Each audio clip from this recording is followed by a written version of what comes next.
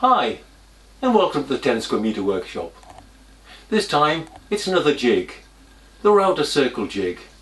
These are pretty common, so why do I want to build yet another one? Well, there are shortcomings with most of them. You usually have to bolt your router to them. You can't really see what you're doing. They're big, they're bulky. I think I can do better. Why not watch and judge for yourself? Coming up after this. I'm going to make my jig out of this piece of 5mm perspex. That's acrylic sheet. Why? Well, not only is it a very strong material, you can see through it. No waiting for the jig to pass over the piece of work before you can see what you're doing. The end of your trim router will look something like this, and it's this inner hole you're interested in. In this case it's 38mm. Yours is likely to be different. I'm assuming you're a woodworker without access to a metal lathe. If you do have access, the next step is obvious. First choose a hole saw where the centerpiece that's cut out is as close as possible to the hole you're after. In my case, 38mm.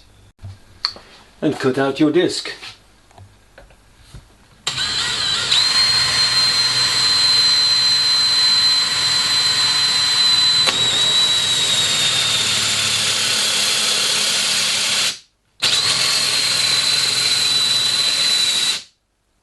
Take it slowly, otherwise it melts.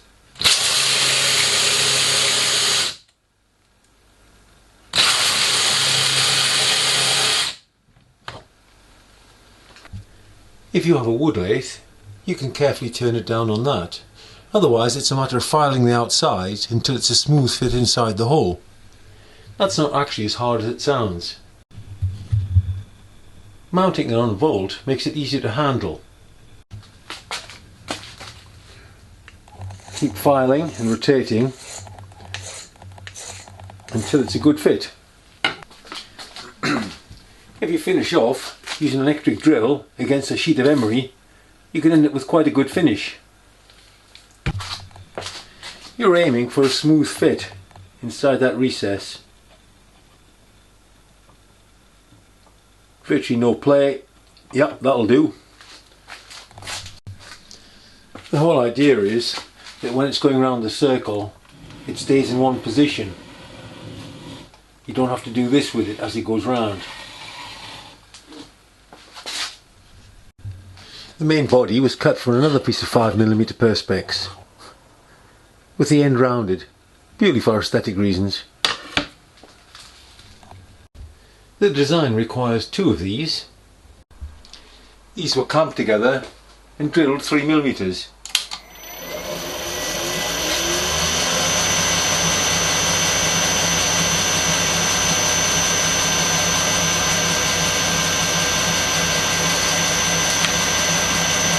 With all the holes drilled, they were separated, and the bottom the holes opened up to 3.3mm and the top to 4.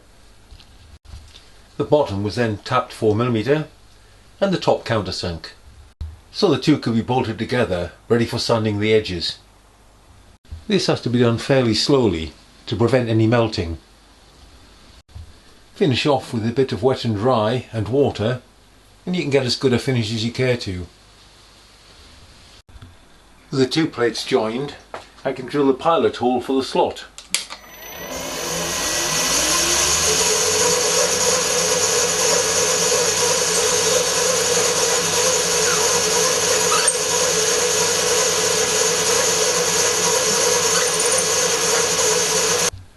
With top and side roller guides in place, see previous videos, and an end stop in place, I'm ready to cut the slot, which I shall do in several passes.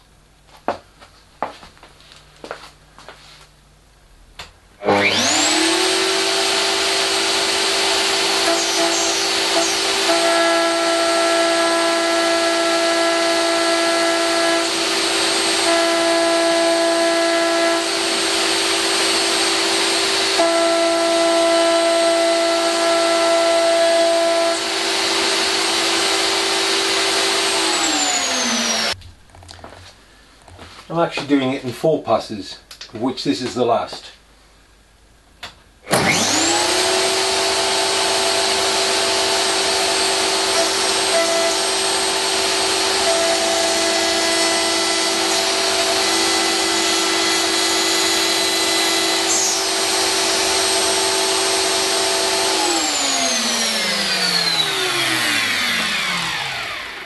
All these rollers certainly give you lots of control. And the slot is pretty clean. The slot only survives in the top half. For the bottom, it's just a reference point for the next operation, which is to cut a 20mm wide slot, here marked out on masking tape. Cut out on the bandsaw and filed smooth, it now looks like this. I'm making the centre part out of this piece of 3/16 aluminium bar. That's about 4.8mm in practice.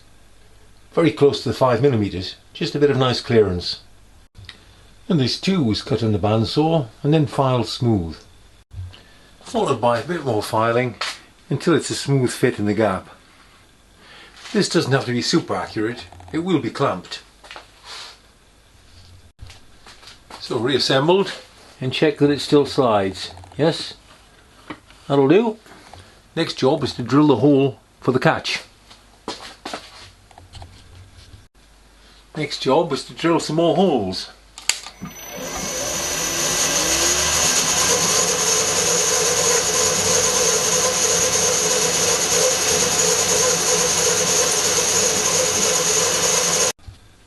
These consisted of 3 5mm holes and a 3mm hole along the face and a 2.5 through the end. The 3 5mm holes were tapped M6 and the end one M3. The pivot point for the circle is this 3mm hardened brass peg held in place by the grub screw through the end. But of course, because it's secured by a grub screw, I can change the style, shape or material of the peg whenever I wish. The size of the circle is adjusted by cycling the clamp and pulling it back to the point you want and then locking it in place.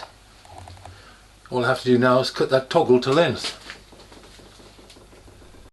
With that done, the next step is to use super glue to stick the peg to the plate. And I'm not going to attempt to do that whilst filming. Okay, I put a couple of drops on. Now I'm going to put some weight on and leave it overnight. It's difficult for air to get in and cure. It's now the next day and it seems pretty solid and only a little bit clouded. Does it need reinforcement? I'll try drilling out the centre first. This could get messy. I'm going to drill this out to 11mm so I can take a 10mm bit. I can't imagine needing anything bigger than that. Now I'm going to do it in stages. First the 6mm.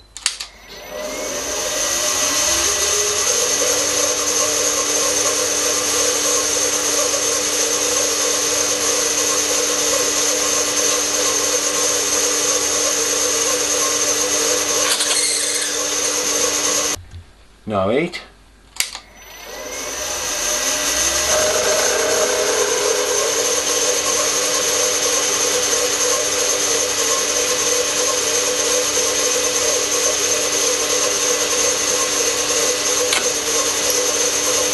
Next 10.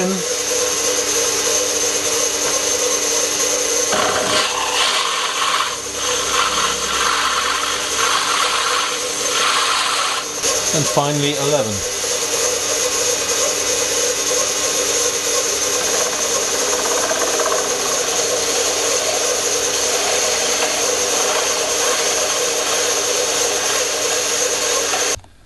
Well, it took that okay.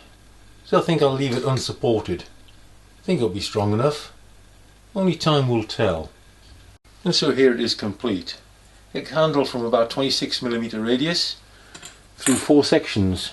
First of all you side it out like so, then you move to that point, which gives you the next range. Then you flip it end for end, so the peg is on the other end, and slide it out.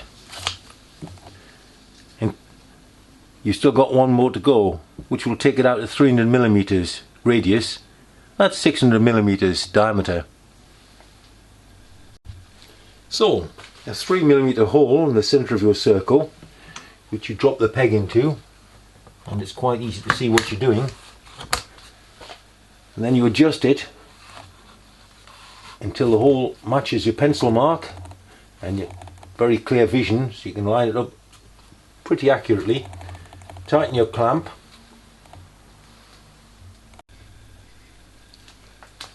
The router drops over the top of the hole, just like that, and you're ready to go. And as it rotates, the router stays still.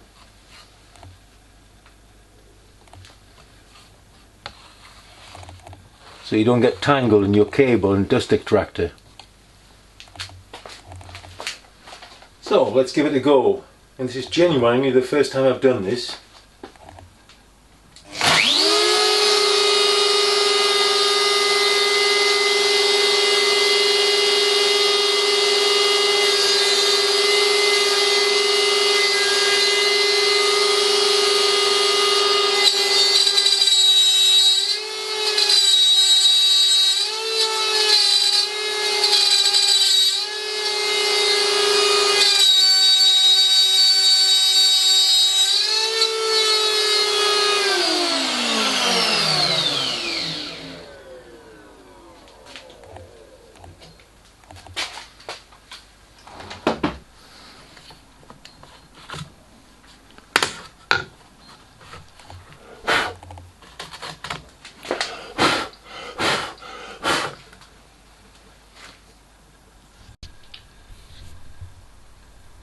And there's the cut slot.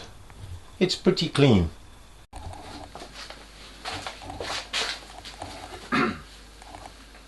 Well, I clearly need a bit more practice, but that's fine. In general, I think it worked quite well. I felt comfortable and in control, and as I get used to it, you'll get faster and faster. And it certainly gives a good cut, and it doesn't take up much space. You can see what you're doing, everything's nice and clear. I think I fulfilled the brief. It'll certainly do for me. It might do for you. That's all this time. Bye for now.